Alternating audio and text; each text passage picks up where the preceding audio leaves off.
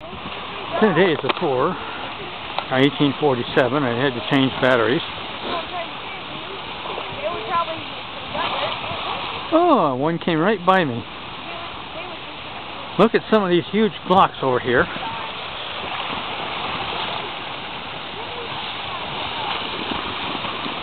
One breaching. Pick this one up. Give it a fling. Wouldn't it be fun to ride on one of those? Not. Look how thick those are that they've broken up.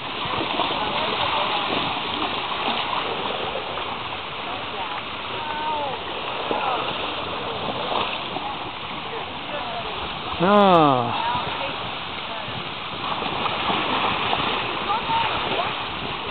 I'm not sure if I'll be able to go very much farther to the west because the sun is pretty close over there. I'm going to head back this way.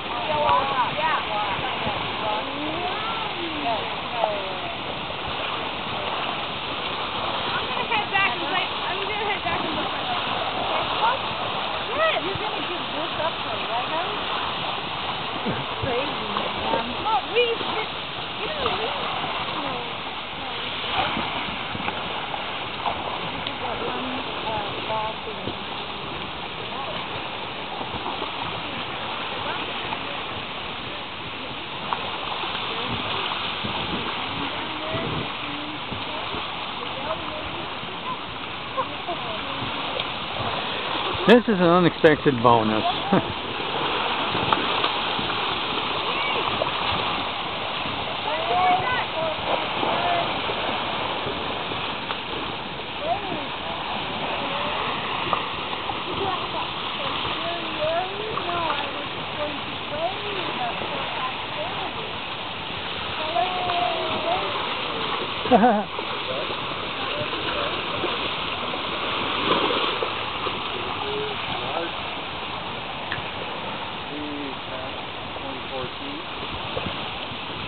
Located about 150 yards below the confluence of Walnut Creek with the lower Raccoon River.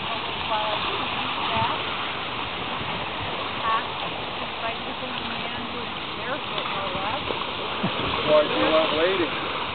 Yeah, there's a flood up there. There is the confluence, that little silver dot in the center of the screen. Okay, now we will come back to the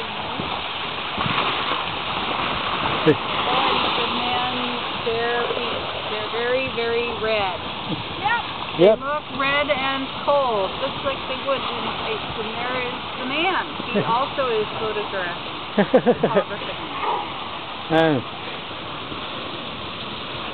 Yeah, I got my toenails painted for the Protestants for St. Patty's Day. Mama! Video take a walk. Video take a rock. What? A rock. Yeah. Regular rock. A rock.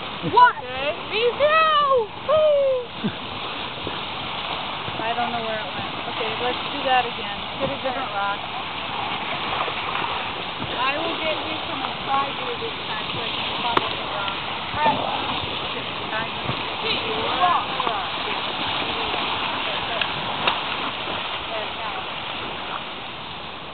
Alright, give us your best arm.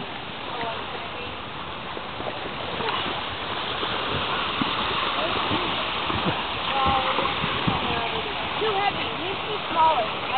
Steve's head got in the way. He has a very big head. I'm heading back now. I want to go jump on that platform, but I know I'm going to drown. Not making any personality. They don't jiggle the... Oh, look at that big log. Alright, I'm going to head back now, okay? Love you. Love you, but you love me, but you love Legos more. Oh wow, look at that one. We live near here, and every year I wait to watch the river, and I wait for this moment in case I get to see it. Look on YouTube under Barefoot Walker. Barefoot Walker? Yeah. not barefoot ice break. I think barefoot ice break is actually a better descriptor of, springs in all the elements. Yeah. You'll find videos of me shoveling the snow. In your bare feet? Yeah. You're always there. I go barefoot year-round everywhere. Oh, and your toes are painted. Beautiful colors. Wow, look at that. There's purple in that one. That's the transition from St. Valentine's Day to St. Patty's Day. Well, that's supposed to be green, isn't it? I'm Protestant. Catholics are green. Oh. I see. Well, if you're Protestant, you really don't believe in saints at all, do you? Well. But you still can believe in beer, right? Actually, I don't. I cannot stand beer. I drink grasshoppers, which is a green drink. Oh, that's good. Those are green and yeah. Green day.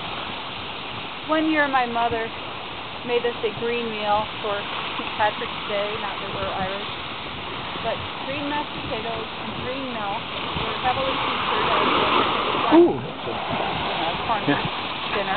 Mm-hmm. And no one would drink their green milk. Oh, I would. She was really PO'd because she's a very frugal woman, and she wasted the it's milk. Perfectly good milk, just drink it. And then we said, you do it, Mom. And so she said, okay. So she went and started to drink it, and then she took one sip and she put it down with this grimace and said, even I can't do it. I drink Shamrock Shakes, and they're green. What makes them green? Well, they're made for St. Patty's Day. You buy them at McDonald's. I do like grasshoppers. Creme de menthe? Creme de menthe, creme de cacao, and ice cream. Yep. A shot of each of the boozes and a cup of ice cream, or the way I do it, I take a half-gallon box of ice cream and a cup of each of the boozes. Makes a pretty good mix. I discovered those drinks when I was a kid.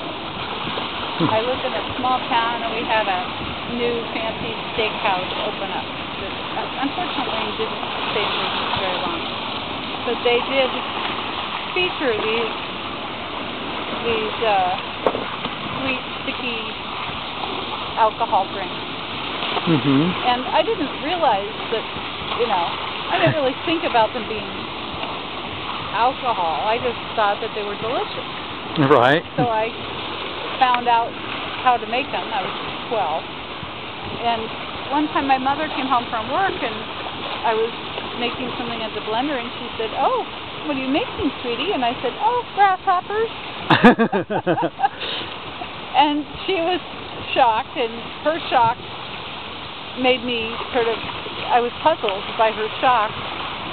It was years before I really understood that, that it was a little bit risque. To give you an idea of how thick this piece of ice is, and it's about 12 centimeters, I would say. I think you should do that one. That one's better.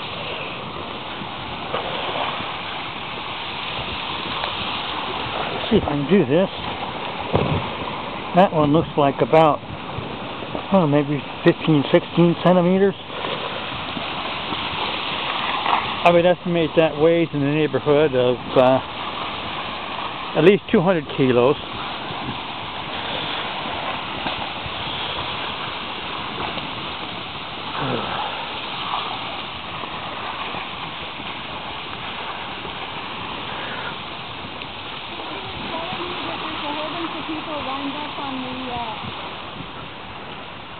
The railroad trellis pedestrian bridge.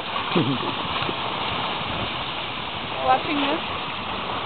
Yeah, and apparently you stand on it and it makes it feel like you're moving on the river rather than the river moving under you. Yeah, I can believe that. Occasionally a exceptionally large slab comes and hits the middle trestle. The pylon. Boom. Which is fortunately V-shaped for that reason. Yeah. But, it makes everything gives everything a thrilling little shudder.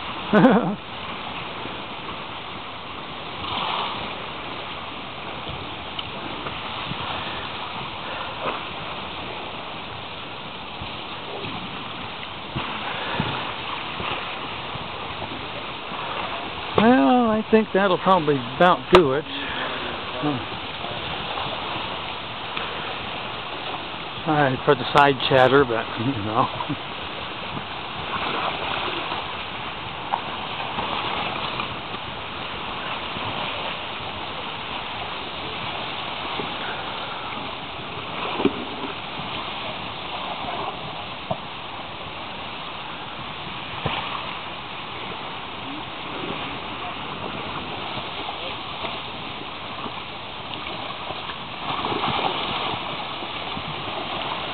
Oh, look at that one. The perfect ice cube. How would you like to put that in your drink? A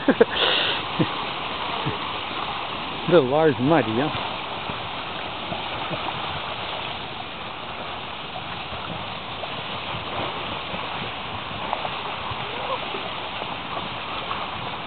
Hello. Oh. Isn't she excited?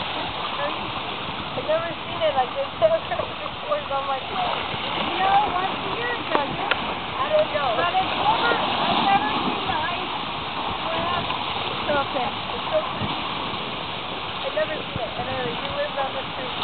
Yeah, we live actually in Beach House, so we can see the river. And you know, every day this week I've been looking at the river, you know, with the ice breaking. And we're coming up on 12 minutes. I think that would be a good place to end. I don't see anything really phenomenal coming down the river.